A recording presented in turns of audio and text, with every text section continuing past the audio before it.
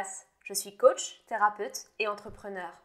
Je vous accompagne pour vivre une vie plus alignée, dans laquelle vous osez être qui vous êtes vraiment et dans laquelle vous avancez en toute confiance vers vos rêves. Avant d'être coach, j'étais responsable RH en entreprise. Puis j'ai fondé Be Your Best Self, mon entreprise de coaching, en 2017. Dans mes coachings, je vous accompagne à votre épanouissement intérieur, l'accueil et la gestion de vos émotions, votre confiance en vous. Mais de par mon parcours d'ancienne RH, je vous accompagne aussi dans votre épanouissement professionnel.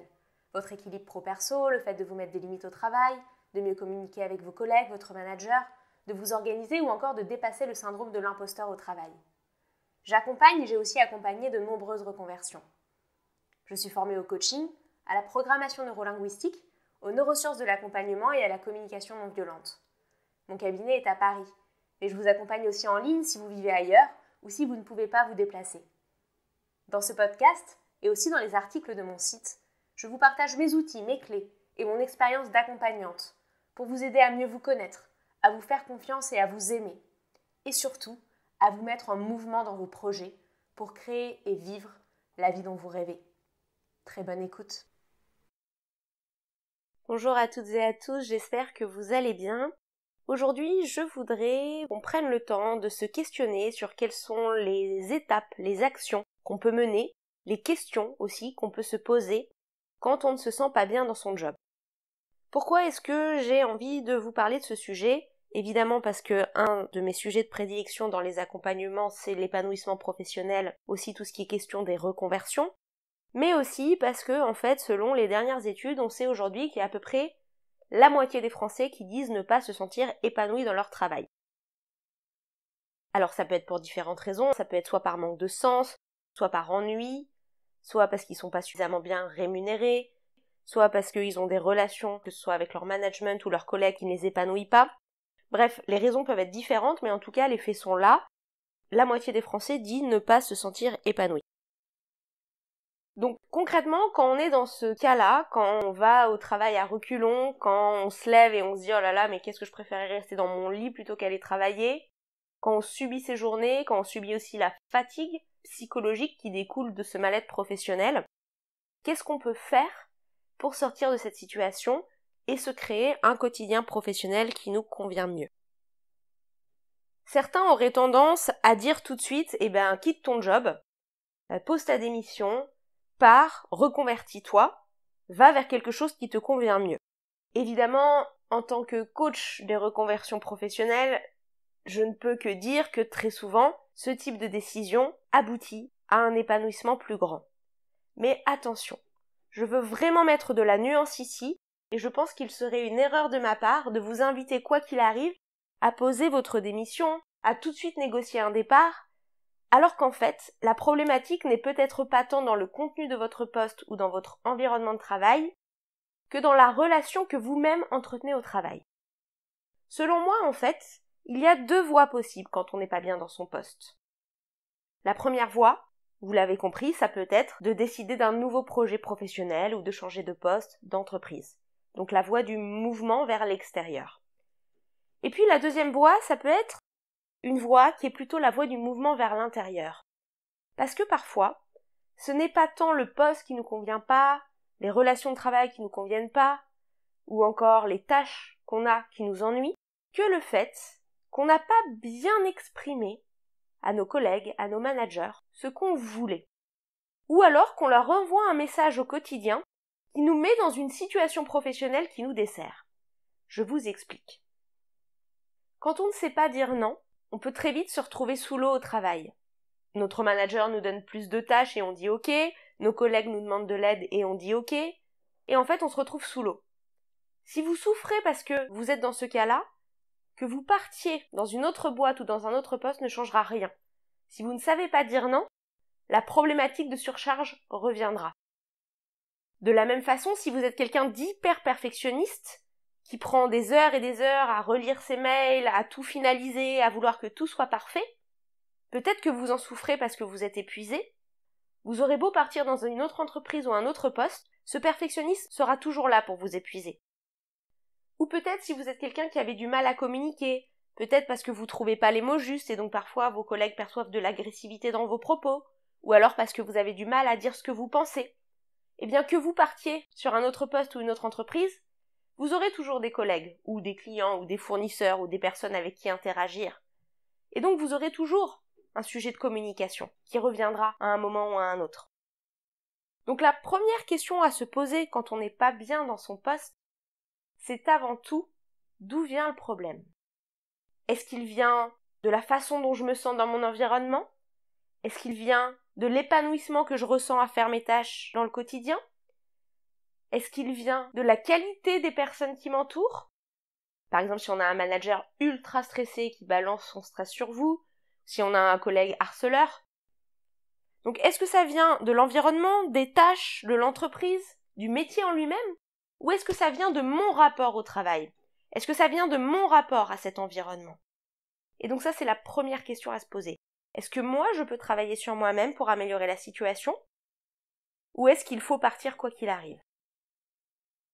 Je vais vous donner un exemple. Il y a une cliente que j'ai accompagnée pendant presque 1 an sur le sujet justement d'apprendre à dire non et mettre des limites, qui est venue me voir, à la base, non pas pour apprendre à dire non, mais qui est venue me voir parce qu'elle comprenait pas pourquoi le milieu professionnel était si dur, si violent. Elle avait à peu près une 10aine d'années d'expérience, et en 10 ans d'expérience, elle avait fait 12 entreprises. Donc grosso modo, elle restait à peu près moins d'1 an à chaque fois. Et pourquoi est-ce qu'elle partait à chaque fois? Non pas parce qu'on la mettait dehors parce qu'elle n'était pas professionnelle, loin de là, tout le monde était très content d'elle, mais à chaque fois elle partait parce qu'elle était submergée par la quantité de travail. Elle se faisait étouffer par la charge de travail, et à chaque fois, elle souffrait de ça, elle en pouvait plus, elle était au bord du burn-out, et donc elle partait. Et quand on a commencé à travailler ensemble au coaching à la base pour essayer de trouver un autre job dans lequel elle pourrait supporter la charge de travail, et ben en fait on s'est très vite rendu compte que le problème ne venait pas du travail en lui-même, mais que le problème venait du fait qu'elle avait envie d'aider tout le monde, de tout faire, qu'elle savait pas dire non, et aussi qu'elle était extrêmement brillante cette jeune femme. Et donc comme tout le monde était content de son travail, les gens lui en donnaient toujours plus, et elle se retrouvait sous l'eau.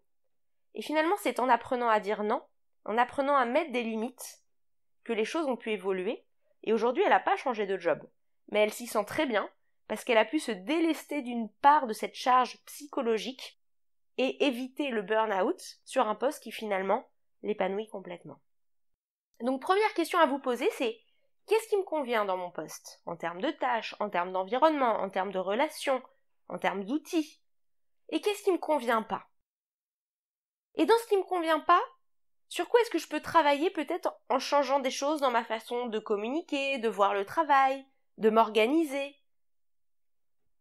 Si ce qui ne vous convient pas, c'est votre rémunération, mais qu'en fait vous n'avez jamais demandé à être augmenté, avant de partir, il y a quelque chose à faire, évidemment, essayez de négocier une augmentation.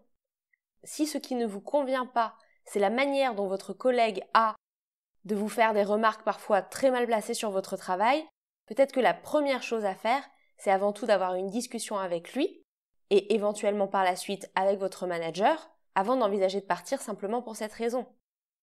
Si ce qui ne vous va pas, c'est le dernier projet sur lequel on vous a mis qui vous ennuie franchement, la première chose à faire est de voir s'il est possible, peut-être, dans un avenir proche, de changer de projet. Et si tel n'est pas le cas, bien sûr, vous pourrez prendre les mesures nécessaires et envisager de partir. Mais avant cela, affirmez-vous, communiquez, regardez ce que vous pouvez modifier dans votre façon de faire. Et puis, à contrario, il y a les choses que vous ne pouvez pas changer. Si vous êtes dans un environnement toxique, bien sûr, partez. Si vous avez un manager harceleur, bien sûr, partez. Si votre poste est sous-payé et que ça fait 4 ans que vous demandez une augmentation sans résultat, bien sûr, commencez à regarder ailleurs. Si vous avez un poste qui vous ennuie terriblement et que vous avez déjà demandé de nouveaux projets ou de nouvelles tâches et que ce n'est pas possible, bien sûr, partez pour aller vers quelque chose qui vous épanouira davantage. Donc ça, c'est la première étape. Qu'est-ce qui me convient, qu'est-ce qui me convient pas, qu'est-ce qui est de mon ressort, qu'est-ce qui ne l'est pas. Et ensuite, choisissez quelle voie prendre. La voie du travail intérieur, du travail sur vous-même, et la voie du travail extérieur, du travail vers un nouveau projet ou une nouvelle entreprise. Si vous choisissez la voie du travail intérieur, vous pouvez par exemple vous référer à l'épisode de mon podcast sur lequel je vous parle d'apprendre à dire non. Ou encore vous référer à l'épisode du podcast dans lequel je vous parle de mettre des limites et d'éviter l'épuisement professionnel. Vous pouvez aussi bien sûr vous faire accompagner par un coach, un thérapeute, ou encore en parler à un ami bienveillant qui pourra peut-être vous donner des idées sur le sujet. Il y a beaucoup de choses à faire pour transformer votre relation au travail. C'est souvent un travail de longue haleine parce qu'il s'agit de revoir des automatismes bien enracinés, de revoir des croyances, mais je peux vous assurer que typiquement, avec un coaching, en une dizaine de séances, vous pouvez complètement changer votre rapport au travail. Si vous souhaitez maintenant quitter votre poste, que faire? La première chose à vous demander, c'est vous demander qu'est-ce qui ne me convient pas dans le contenu. Et de redéfinir qu'est-ce qui vous conviendrait mieux. Quelles sont mes aspirations? Qu'est-ce qui me motive au quotidien? Quelles tâches est-ce que j'aime faire? Quelles sont mes valeurs et dans quelles valeurs d'entreprise j'aimerais évoluer? Commençons par les aspirations et les moteurs. Qu'est-ce que vous aimez faire en dehors de vos journées de travail? Qu'est-ce que vous aimez le plus dans vos journées de travail? Y a-t-il eu un moment dans votre carrière où vous étiez particulièrement épanoui et si oui, en faisant quoi? Et pourquoi? Qu'est-ce que vous faites pendant vos loisirs? Qu'aimiez-vous faire quand vous étiez plus jeune?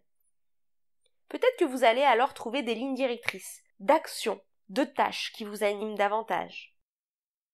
Ensuite, par rapport à la question des valeurs, qu'est-ce qui est important pour vous?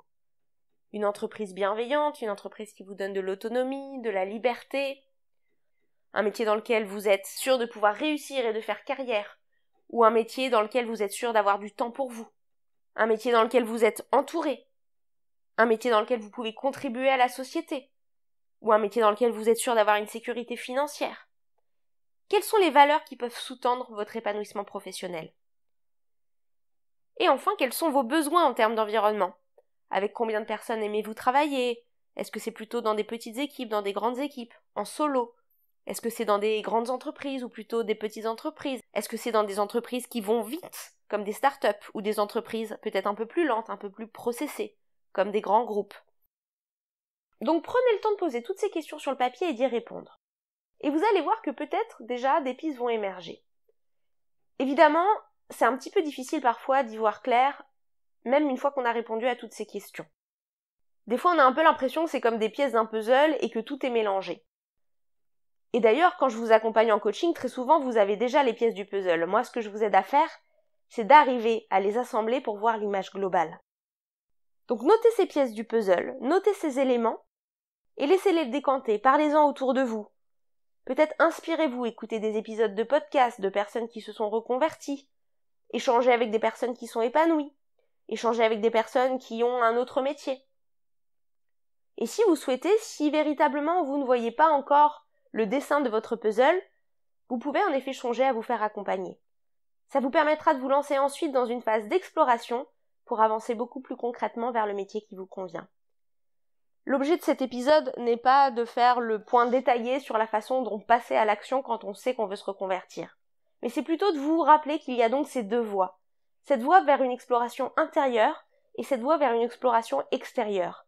Prenez le temps, avant de vous précipiter, de vous demander quelle est la meilleure voie pour moi.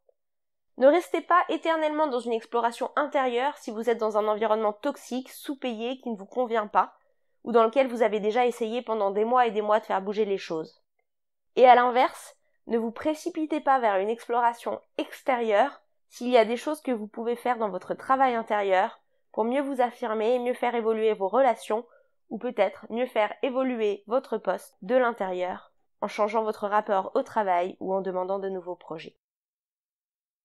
Voilà pour cet épisode, j'espère qu'il vous a plu. N'hésitez pas à le partager à des proches qui se posent des questions sur leur avenir professionnel, ou de mettre 5 étoiles à cet épisode si vous voulez booster sa visibilité.